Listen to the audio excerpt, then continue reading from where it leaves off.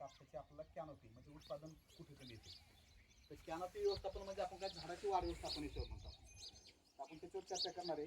फुलगळ पातेगळ का होती त्याच्यावर आपण थोडक्यात चर्चा करणार आहे. बोंड सर होती म्हणजे हे जे मुद्दे आता ह्या महिन्यात 2 महिन्यातले त्या मुद्दे आपण थोडं 5 वर्ष त्याचा फोकस करणार आहे.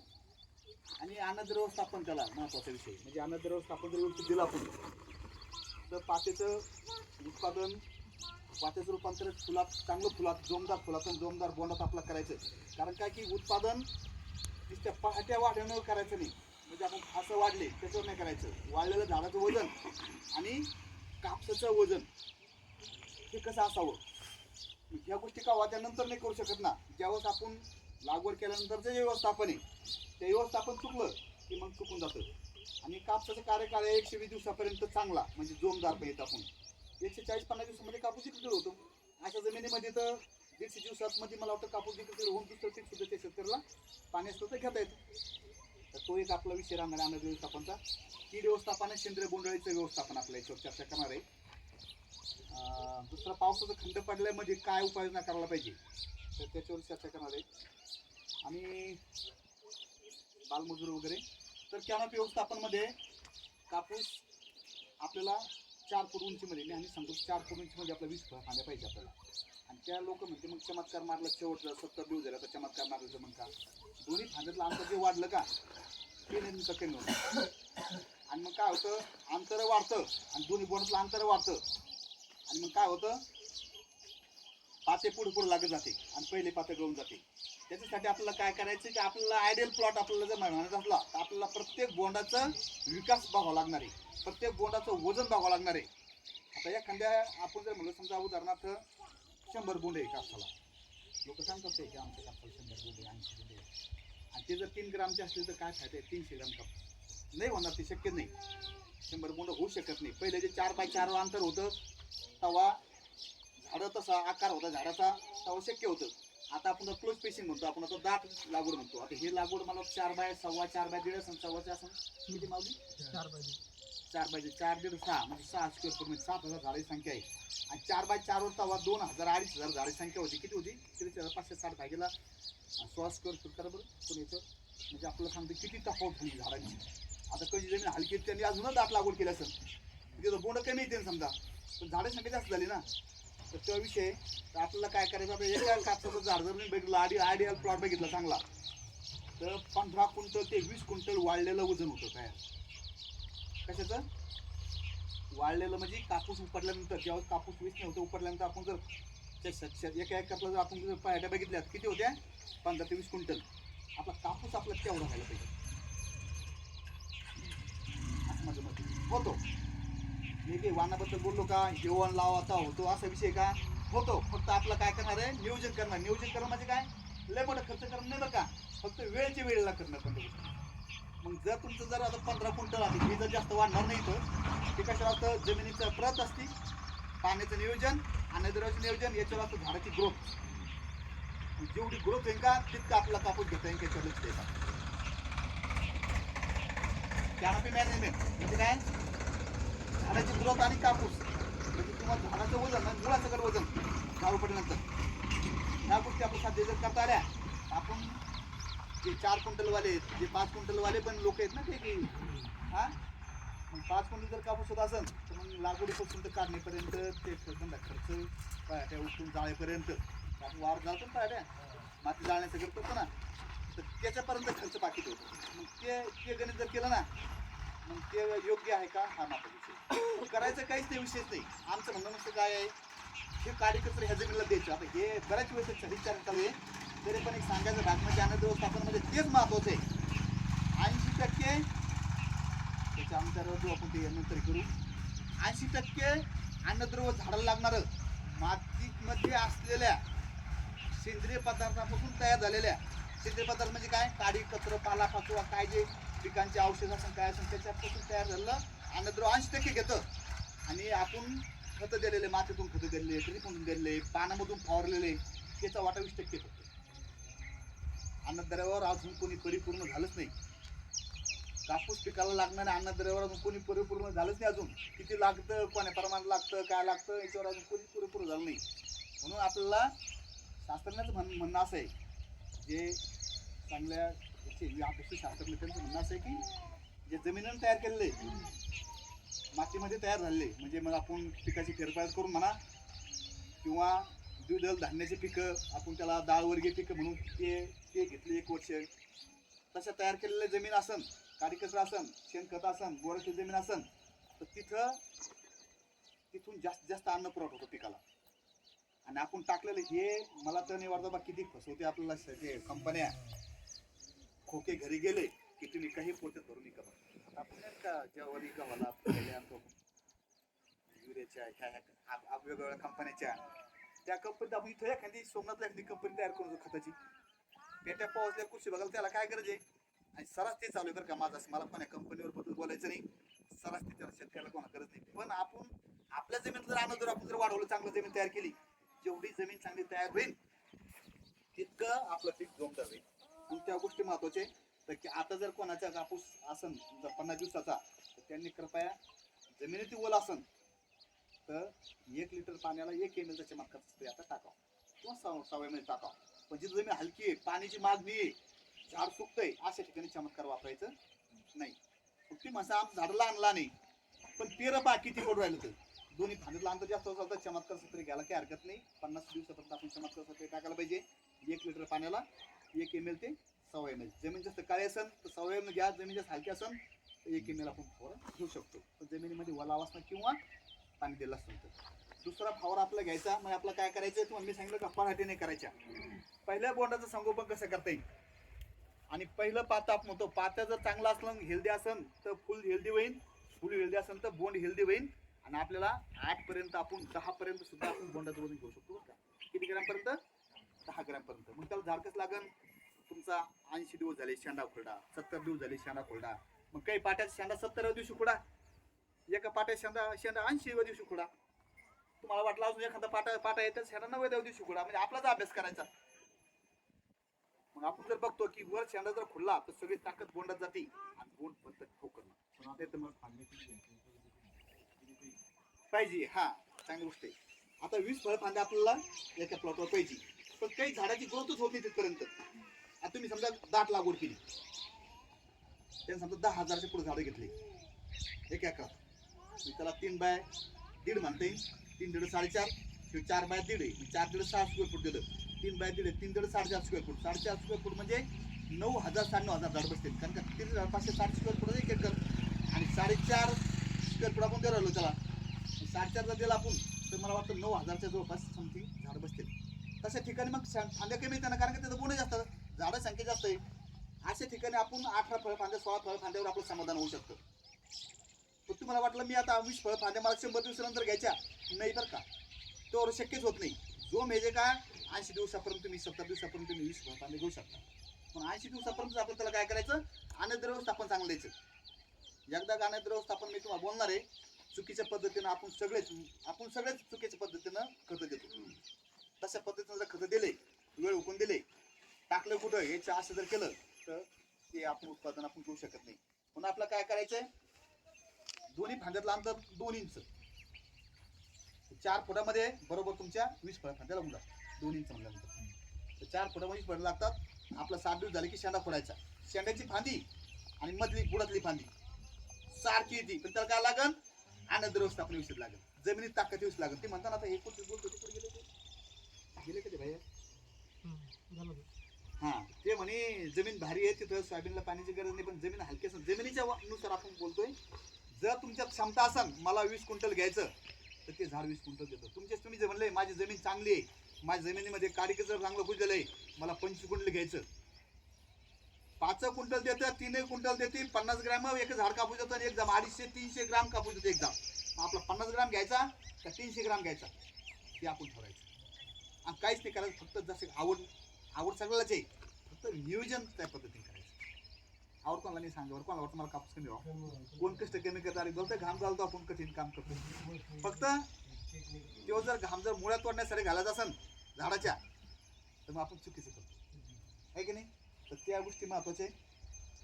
तर आपलं तुम्हाला सांगितलं पहिला स्प्रे माझा 50व्या दिवशी, दुसरा फवारा घ्यायचा चमत्कारचा 65व्या दिवशी, किंवा पहिला स्प्रेच्या 15 दिवसानंतर दुसरा आपला फवारा घ्यायचा. त्यावेळेस आपलं 1.5 ml 1 लिटर पाण्याला किंवा 2 ml. जर पाऊस असेल जमीन ओली असेल जास्त त्याचं प्रमाण अर्धा ml ला वाढायचं जास्त ओली असेल आणि त्यासोबत 0 होतीच आपल्याकडे.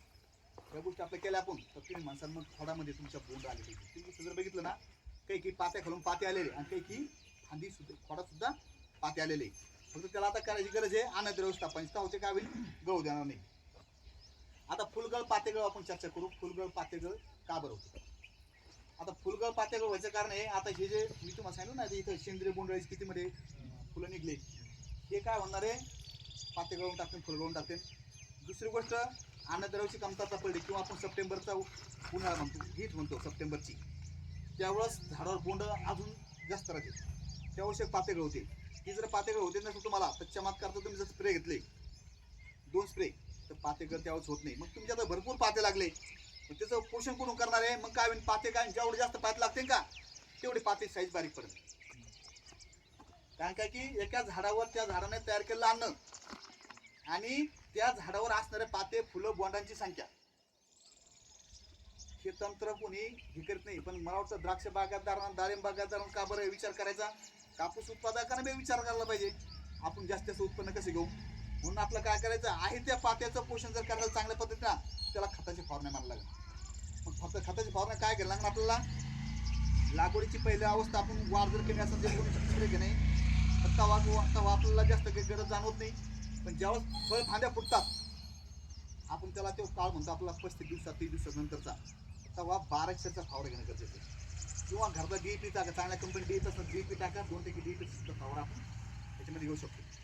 दुसरा विषय आता ही अवस्था आहे याच्यामध्ये ग्रीनरी वाटते तुम्हाला कापूस हिरवा दिसतोय पण तुम्ही जर पातं जर बघितलं कमतरता कुठं जाणवते माहिती का जिथं खाणारे स्तोत्र आहे जे कोवळ आहेत कवळ्या पानावर किंवा पात्यावर त्याला कमतरता दिसते. तुम्हाला तांबूस कलरची पाती दिसते किंवा पिवळसर पाती दिसते तुम्हाला.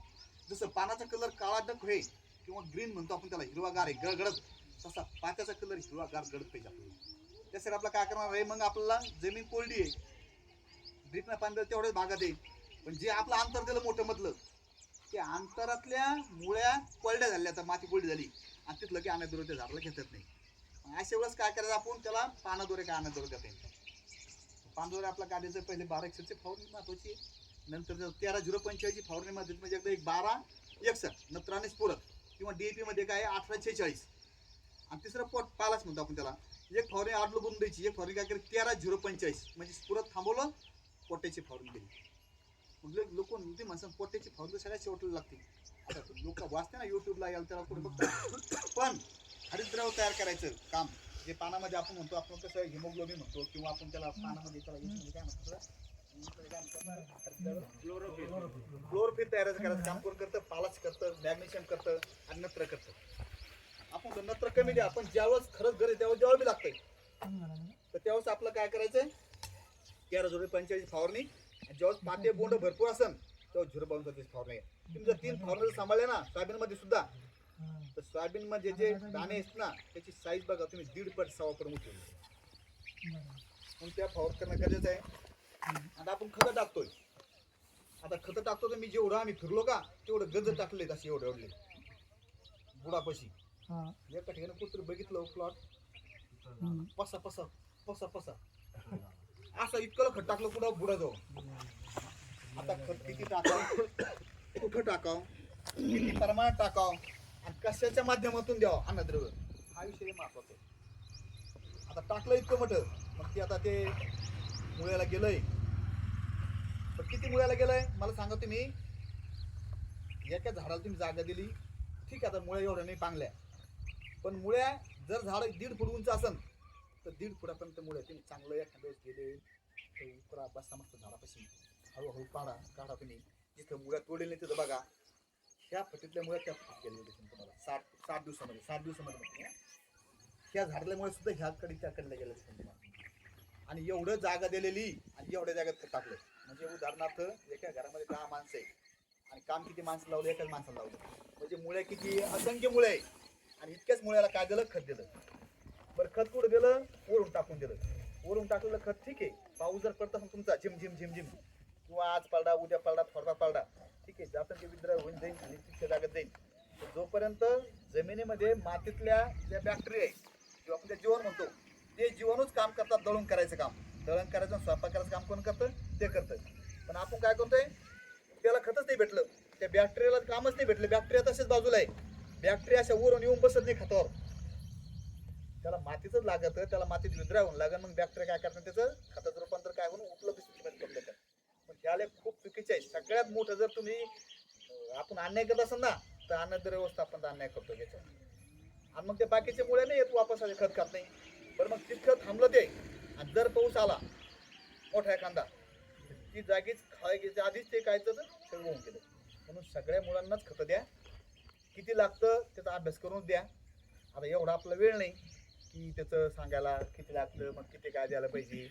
समप्रमाण खत महत्वाचे. दुसरी गोष्ट आपण काय करतो, आता तुम्ही मला सांगा, फक्त तुमच्या याच्यातून सांगा, मला चर्चा करायचं तुमच्यासोबत. खत तुम्ही शेवटचं खत कधी देता तुम्ही? विद्यापीठाच्या बाबतीत नाही बरं का, मला विद्यापीठाच्या बाबतीत मला माझे अनुभव सांगायचे.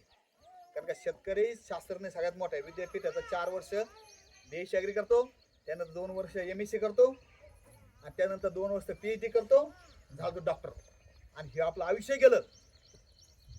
आपल्यासारखं डॉक्टर मला वाटतं बघ कोणी असं म्हणून. मग आपण जे अनुभवलेले मग कशा पद्धतीने खत टाकले, काय टाकले, मला उत्पादन कसं आलं, काय केलं होतं मागच्या वर्षी, त्याच्या वर्षी काय केलं होतं, कशाची फेरपालट होती, कोणत्या पिकाचं आपण रोटेशन म्हणतो, आपण त्याला फेरपालट म्हणतो, काय केलं होतं, ह्या जर गोष्टी सगळं आपल्यासारखा कोणी मोठा डॉक्टर नाही बरं का, शेतकऱ्यासारखा. तर तुम्ही शेवटचं खत कधी देता? शेवटच्या खताची याडा कधी तुम्ही कधी म्हणजे किती दिवसात आता कधी देणार तुम्ही शेवट खत? आपण नाही म्हणता आता खत दिलं, आता झालं सगळं कामात शेवटला, किंवा आता फवारणी झाली, शेवटची फवारणी झाली म्हणतो आपण, पोलो गेलो घेतलं पाहिजे म्हणजे माझं पोलो घेतलं झालं, आता पोलोची याडा देऊन टाकला एकदा म्हणजे पोळा झाला. पोळा म्हणजे स्वतः पोळा आता कालची झाला तर घरी पंचमी, अजून आता 20 दिवसात पोळाच नव्हता मला वाटतं. तर खत हा तर 15 दिवसात आता शेवट होणार आहे खताचा असं म्हणायचं बरं का, बरोबर आहे ना. पण 15 दिवसात खत जाणार आहे, पण 15 दिवसानंतर ज्या झाडाला बोंड पाते फुलं राहणार आहे, विकास कुठून सुरू होतो माहिती का, याची अजून मागणी अजून खास वाढलीच नाही. इतर जास्त मागणी वाढलीच ना, याचा पाना अजून कलर खराब झाला असता. 5-5, 6-6, 7-7 बोंडे, 5-5 बोंडे, ते बी बारीक बारीक हे अजून मॅच्युअर बोंड नाही. जेव्हा बोंड मॅच्युअर होतात त्यावेळेस फायबर म्हणजे आपण काय म्हणतो कापसाची जे तंतू आहे का आतमध्ये, त्या तंतूची डेव्हलप होतं सुरू होतं. आणि त्या डेव्हलप सुरू होत असताना आज वजन सुरू होत असताना त्या तंतूची क्वालिटी आपण म्हणतो काय बल्कदार कापूस भारी येऊ आणि लेंड्या कापूस म्हणतो तसा ते क्वालिटी तयार व्हायचं काम सुरू होतं 70 दिवसानंतर थोडं हवं. एकच नाही होणार, एक सोबत लागत नाही, सोयाबीन सारखी सोबत लागत नाही ना, टप्प्याटप्प्यानं लागतं. मग काही तंतूचं बी वाढ सुरू होती, सरकीची वाढ सुरू होती, वजन सुरू होतं, नवीन पाते राहते, फुलं राहते. तशा वेळेस त्याला गरज राहते अन्नद्रव्य घ्यायची. तशा वेळेस आपण काय करतो देत नाही. मग तुम्ही म्हणता यात आधी हे लय दिवस चालतं,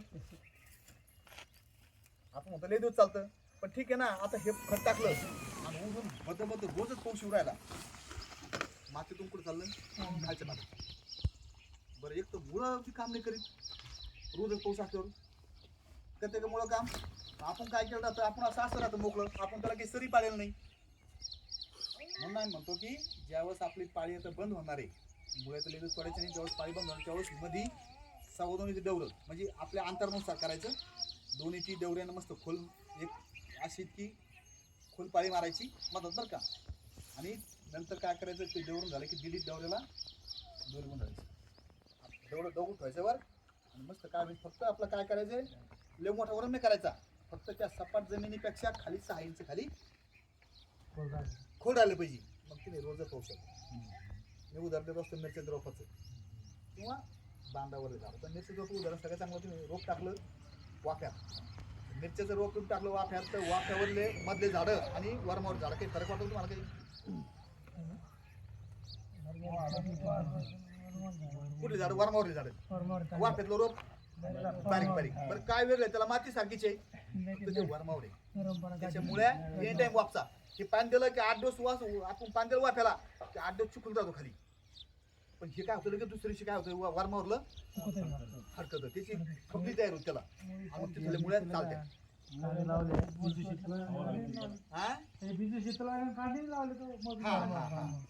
बघा त्याला काही हात नाही का, पण वरम महत्वाचं आहे. कशाला ना तुम्ही बेड करा, ठीक आहे. सुरुवात तुम्ही कापसाला बेड नाही झाला, आता मी सोयाबीन शीर केला, बेडवर केला. कापसाला नाही शक्य झालं लवकर, पण सोयाबीन आता बेडवर केली आहे आणि ठिबक आचरून दिलं लगेच. ठिबक होतं फक्त काय झालं 2 दिवस जरा मेहनतच गेली तशी पाकायची आणि 1 दिवस जमा करायला, 2 दिवस जमा करायला. पण जेव्हा आता आमची जमीन हलकी आहे लगेच 8 दिवसापासून घंटा 2 घंटे पाणी चालू आहे सोयाबीनला. त्यात तुषार टाकता असतं का? उत्पादन पाहतो, उत्पादन घटते असं फुला अवस्था महत्वाची आहे आणि दाणे भरण्याची अवस्था महत्वाची, शेंग डेव्हलपची महत्वाची. जर अवस्था हुकली तर सोयाबीनमध्ये 50% घटे. ठीक आहे, ज्याला शक्य त्यानं करायला पाहिजे म्हणून आपण काय म्हणतो, माती लावा. म्हणून वापसा महत्वाची आहे. जर वापसा ठेवली तुम्ही, चमत्कारचे फवारे घेतले, खताचे फवारे घेतले, शेंडा मारला आपला 70 80 90 अशा टप्प्याटप्प्याने तुम्ही 3दा मारा म्हणजे तुम्हाला अभ्यास होईल. ते कोणा टप्प्यात मारला पाहिजे. एखादा म्हणलं माझा कापूस वाढा ना, इतकाच कापूस होती माझा 4 फुटावर शेंडा मारा, कापूस एवढाचे 70 दिवस झाले, मग कसं काय करा? ठीक आहे, त्याच्या पुढे वाढणारच नाही. 20 वर्ष झाले, तुम्ही आता लेकरू वाढू द्या, किती वर्ष झाले, संपलं विषय. त्याच्या आता 6 फूट वाढ होणार आहे का? ते 4 फूट जाणार आहे समजा. तर कसा विषय आहे, म्हणून त्या गोष्टी करणं गरजेचं आहे. दुसरी गोष्ट काय होती, आता हे कुठं मोठं बोंड बनले बरं का. हे जे बोंड बनले ना, तर जर जमिनीमध्ये आपण ओलावा असं घालता, रोजच पाऊस असेल किंवा ओला असून किंवा उदाड पडतं, तर खालचे बोंड चढते. हे आपलं जर खालचे बोंड सरतात, पण खालचे बोंड सळल्यावर आपल्याला समजतं लागण का होती. 1 महिना अगोदर लागण केलेलं आपल्याला माहित होत नाही. म्हणून काय करणं गरजेचं आहे, ब्ल्यू कार्बन स्टेप्टोसायक्लोनचा स्प्रे कधी घ्यायचा, ज्यावेळेस आर्द्रता खूप आहे, ओलावा आहे, वदाड पडतंय, वदाड राहतो उशिरापर्यंत किती वाजेपर्यंत, 9 वाजले तरी वदाड हातलंच नाही दाबून, आहे की नाही. तशा वेळेस जमिनी लगतचे खालचे बोंड, मेन बोंड आहे का ते 8 ग्रामचे 7 ग्रामचे ते बोंड असतात. आणि ते बोंड जर सडे सांगा शेतकऱ्यांना की 7 ग्राम 10 70 ग्राम पुन्हा 6,000 झाली संख्या 7,000 7% पैसा म्हणजे 4 क्विंटल 20 किलो कापूस पुढे गेला तुमचा, खालच्या बोंड सडे गेला. वरच्या बोंडाला तुम्ही कॅल्क्युलेशन धरूच नका. खालचे 30% बोंडाचं 70% उत्पादन डिपेंड असतं. किती टक्के? खालचे 30% लेवलवर 70% उत्पादन डिपेंड असतं. म्हणून खालचे बोंडाला जपायचं आपल्याला. त्यासाठी आपलं ब्ल्यू कार्बन स्टेप्टोसायक्लोन कशी अवस्था असेल तर सीझनमध्ये 2 जर फवार झाले तरी पण महत्वाचे. म्हणून आपला ब्ल्यू कार्बन कसं स्टेप्टोसायक्लोन कसं हे होतं, त्याला कोमट पाणी लागतं. स्टेप्टोसायक्लोन विरघळण्यासाठी कोमट पाणी लागतं. आणि 10 ते 15 लिटरच्या पंपाला 2 ग्राम, पंपाला म्हणतो मी, प्रति लिटर नाही. आणि ब्ल्यू कॉपर 2.5 ग्रामचा जर फवार टाकला, लगेच सोपं साध्या गोष्टी, पण वेळेच्या आधी. सडल्यानंतर तुम्ही त्याला काहीच विलाज होऊ शकत नाही. त्या गोष्टी महत्वाचे आहे. अनादर व्यवस्थापन मी तुम्हाला सांगितलं, त्या गोष्टी खताचे फवारे कुठं टाकायचे, गुळाला कुठं टाकायचं का, मातीत टाकायचं का, बुडाला खडाला टाकायचं का, कशाला टाकायचं, त्या गोष्टी महत्वाचे आहे. सेंद्रिय बोंडअळीची व्यवस्थापन तुम्हाला सेंद्रिय बोंडअळी सांगतो मी. कधी पण लागवड करत असताना गावातल्या किंवा परिसरातल्या लोकांच्या सोबत लागवड करायची. 4 दिवसात तरी चालतो. तुम्ही जर म्हणले माझ्याकडे पाणी आहे, ठीक आहे, ते पहिलं म्हणजे जेव्हा सेंद्रिय बोंडअळी अटॅक खूप नव्हता किंवा नेमकीच बीटी आली होती, त्यावेळेस बीटी सेंद्रिय बोंडअळीला प्रतिकार करीत नव्हती, त्याला ती मरत होती, त्यावेळेस ते होतं. तर आपल्याला लागवड आपण जर सोबत जर केली लोकांच्या सोबत, आणि ते काय होतंय, सगळ्यात जे सेंद्रिय बोंडअळीचे जे पतंग आहे, जे पतंग अवस्था म्हणतो, जे मेलनाची अवस्था म्हणतो, ते 2 किलोमीटरपासून सुद्धा रामनगरच्या पलीकडे असं एका ठिकाणी, तिथून त्यांना वाटलं बाबा आपल्या पिल्लाला कुठची वास होतो, त्यांना हे सगळं वासावर काम चालतं आहे, दिसत नाही किंवा माहिती होत नाही. म्हणून त्यांना वाटतं की आता फुलं अवस्था कुठे येईल, कारण की झाडाचं फुलं आलेले त्याचा एक सेंट वेगळा असतो. मोसंबीला फुलं आले, आपण लांबून समजा की कोणती मोसंबी कोणाचं फुलात यायची शक्यता आहे म्हणून, आहे का नाही. काही गोष्टी आपल्याला कळतात, काही गोष्टी त्यांना कळतात. त्यांना मोसंबीचा वास येतात, त्यांना कापसाचा याचा वास येतो, म्हणून ते काय करतात, तिथं अंडी टाकतात. पण तिथं अंडी टाकली एकदा, लवकर जिथं लागवड केली तर, आता एखाद्या शेतकऱ्यांना अगोदर लागवड केली, बाकी शेतकऱ्याचा 5 दिवसात फरक आहे. मग आधी काय कुठं म्हणणार आहे ज्याला अगोदर केलं तर, मग त्यांना वाटतं इथंच चला आपलं, इथंच आपल्या पिल्लांना, कारण का ते पातळ खात नाही, शेंडा खात नाही. ते फक्त काय करते, ज्याच्यात जास्त ताकद आहे का, त्याला हिमोग्लोबिन म्हणतो किंवा ज्याला काय कर्बोदके म्हणतो, काय वाटत तर तेच खातात, ते बाकीचं काही खात नाही. म्हणून ते लवकर मरत पण नाही ना,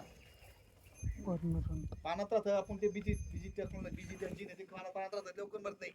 म्हणून आपलं काय करायचं. आणि दुसरी गोष्ट काय होती नंतर, मग बाकी लोकांनी उदाहरणार्थ हे काय कोणती वाण आहे, मागून एखाद्या शेतकऱ्या मागून केला, लागवड केली, लवकर लागवड केली, आणि एखाद्या शेतकऱ्यांना गावातल्या लोकांसोबत केली, त्याच्यातून आळी नंतरच्या पिरियडला कमी दिसन. पण याच्यावर का दिसन माहिती का, याच्यानंतर काय होतं, ही आळी काय करते, जर वातावरण चांगलं असलं 1 महिन्यातच आपलं काय करते, डबल तिथं लगेच पुढची पिढी म्हणजे अंडेन ते सगळं सायकल जे गती फास्ट तयार करते. का बरं, की वातावरण चांगलं असलं तर ते काय म्हणते, आता प्रोडक्शन करून घ्या, आता आपल्या पिढ्या पूर्ण इथं तयार करून घ्या. आणि जर वातावरण चांगलं नसेल, अंड्याचं पोषक नसेल, अंडे उभायला पोषक नसेल, पिल्लाला खायला काही नसेल, तर 12 महिने सुद्धा सुप्त अवस्थेत राहते. मुद्दा समजला मला काय माहिती. सेंद्रिय बोंडअळीचा असा विषय आहे. आता काही काही ठिकाणी तुम्हाला तुम्ही जर ऑब्झर्वेशन चांगलं केलं, जे वाढलेले फुलं आहे त्या फुलामध्ये सुद्धा तुम्हाला कोशाची अवस्था तयार झालेली दिसेल तुम्हाला. म्हणजे अंड्यापासून कोशाची अवस्था 1 महिन्यापर्यंत सुद्धा तुम्हाला पूर्ण झालेली दिसेल. आणि कोशामध्ये काही राहून त्यामध्ये डेव्हलप होऊन त्यामध्ये पतंग लगेच तयार होऊन लगेच पुढचे. मग ते काय करतं, मग पुढचं काय करते, ते दुसऱ्याकडे जात नाही, ते मग इथं खायला आणि सगळं कायला टेन्शन घ्यायचं. मग पुढच्या पिढ्या आणि जे आरली लागवड केली जास्त, सगळ्यात जास्त नुकसान पुढे जर त्याचं वातावरण चांगलं भेटलं. कारण का मी सगळ्यात ज्वलंत उदाहरण आहे सेंद्रिय बोंडअळीच्या बाबतीत माझ्या शेतावरला. तर किस्सा सांगतो मला. मी आणि आमचे ते मित्र आहे खैरे गुरुजी म्हणून, त्यांना आम्ही अगोदर लागवड केली. आणि सगळ्यात अगोदर लागवड ते समजलं नाही त्यावेळेस काही. तेव्हा काही सेंद्रिय बोंडअळीच्या एवढा यूज नव्हता. तेव्हा टीव्हीला ते माहीत नव्हतं. तर आमच्या शेतामध्ये आम्ही कापूस वेचायला गेलो होतो. सगळ्या बोंडच हे असे अर्ध उमललेले कापूस फुटाना. लोकांचे कापूस फुटले, आमचे कापूस फुटेल नाही. आपलं घरचे लोक म्हणजे आपलं कापूस फुटणार म्हणलं, फुटून आता ते कसे राम भारी रामदास आंबूचं वाव रे पहिलं टाकत राम जरा फुटण असं वाटलं. ते कापूस फुटाना, त्यांचा तसा प्रॉब्लेम झाला.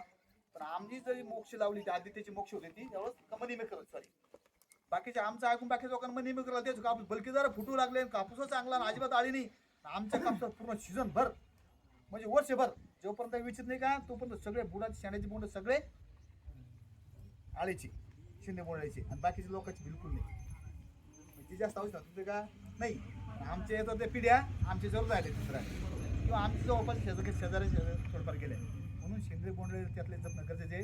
सेंद्रिय बोंडअळीचं अंड्यामध्येच व्यवस्थापन किंवा पतंग किंवा पक्षी थांबे किंवा अंड्यामध्ये आपण अंडीनाशकच महत्वाचे. एकदा पिल्लू बनलं नाही आता फुलात गेलं की मला नाही वाटत त्या फुलात मेलेलं पिल्लू कोणाला सापडलं किंवा मेलली आली कोणाला सापडली. त्या गोष्टीला महत्वाचे. आपली तिथं पावसाचा खंड पडलेला आहे. पावसाचा खंड पण कापसामध्ये एवढं काही खंड जमीन हलकी आहे. जर भाव टाकला आपण तुम्हाला सांगतो, तुम्हाला सांगा सोयाबीनला तुम्ही आता दुसरा टाका जिथं पाण्याची सक्त गरज सोयाबीनला तुला 13 रुपये ते टाका 1% 2% खाऊ शकतो. म्हणजे 10 लिटर पाण्याला 100 ग्राम ते 150 ग्राम सुद्धा आपण 13 रुपयांनी जर फावरलं तर 7-8 दिवस पावसाचं तिथं काम करायचं समजा त्या झाडामध्ये झाडे लावायला पाहिजे होते. त्याच्यावर चर्चा झाली आमची 2-4. तिथं गव्हर्नमेंट सापळे लावायला पाहिजे होते, तिथं चिकन सापळे लावायला पाहिजे होते, पण लावले नाही गेले. इथं मग मागच्या झेंडू होते त्यावरती रोपच भेटले नाही का साहेबाला आमच्या. त्या कडेला मग रोडच्या कडे लावून जाता येता कोणाला झेंडू दिसते 2-3 नारळ झाडं होती ते पैसे होते नव्हती लावलीच नाही का अजून. हां पण बांधावर झाडं आहे इथं. चिकूचे 2 झाडं 2 नारळ झाडं मध्ये रस्त्याला छान दिसतं मस्त. 2 एखादं ड्रॅगन फ्रूट वगैरे काही ते करायला पाहिजे सगळ्या शेतकऱ्यांनी. सुरुवात आमची ऊस पैसे आम्ही तुम्हाला सांगू शकत ना. तर त्या गोष्टी महत्वाच्या आहे. घरच्या घरी तुम्ही वेस्टी कंपोस्ट ह्याच्यामध्ये काडी कचरा कुजवलेली टाकलं. काडी कचरा डायरेक्ट जीवाणू आहे ते डायरेक्ट काडी कचरा नाही खात. त्याला आधी कुजावं लागतं. कुजतं जमिनीमध्ये जीवाणू कुजवते. पण जीवाणूला कुजवायच्या अगोदर आपण जर वेस्टी कंपोस्ट जर 40 रुपयाला त्याचं बॉटल भेटते किंवा 50 रुपये बॉटल भेटते ती जर आपण जर टाकली तर आपण कोणतरी हायड्रोजन काडी किती ठोकर होते त्याला कुजवायचं काम बी फक्त कोण करतं वेस्टी कंपोस्ट करतं. रात्री फक्त पुढंच म्हणून आपण त्या गोष्टी 200 रुपयाची 100 रुपये 50 रुपये मोठी गोष्ट नाही. आपण त्या कंपनीला मागत नाही म्हणता सांगू नये. पण 200 लिटरच्या ड्राममध्ये 1 किलो गुळ किंवा 2 किलो गुळ आणि 1 वेस्टी कंपोस्ट टाकलं त्याचं द्रावण तयार होतं. पण ते नुसतं टाकून खायला फायदा नाही. सोडून गेले त्यात आळ्या झाल्या. उदाहरणार्थ वेस्टी कंपोस्ट टाकायचे त्यामध्ये आळ्या झाल्या त्याच्यामध्ये ते डास झाले. ते कोणते डास म्हणतात आपण ते डेंगूचे डास तयार झाले. काय फायदा नाही. ते वापरले बी गेलं पाहिजे. म्हणून त्याचा फायदा करा. पुन्हा हे जमिनीचे जीवाणू आहेत आपण जे PHB म्हणतो आझोटोबॅक्टर म्हणतो. कापूस पिकाला आझोटोबॅक्टर आणि PHB आणि KMB पोटॅश मॉलिब्डेनम बॅक्टेरिया. त्याला KMB बरं का PHB नाही बरं का ते मॉलिब्डेनम आणि हे सॉल्युबल PSB KMB. त्या बॅक्टेरिया सोडायचं असं गेला ठिबक टाकायचं जमिनीवर ओल्या जमिनीवर फवारा.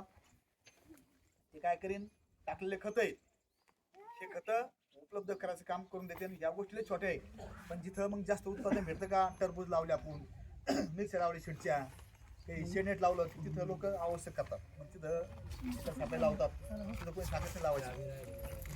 5 मिनिटात संपवतो. तर दुसरी गोष्ट आहे बालमजुराचं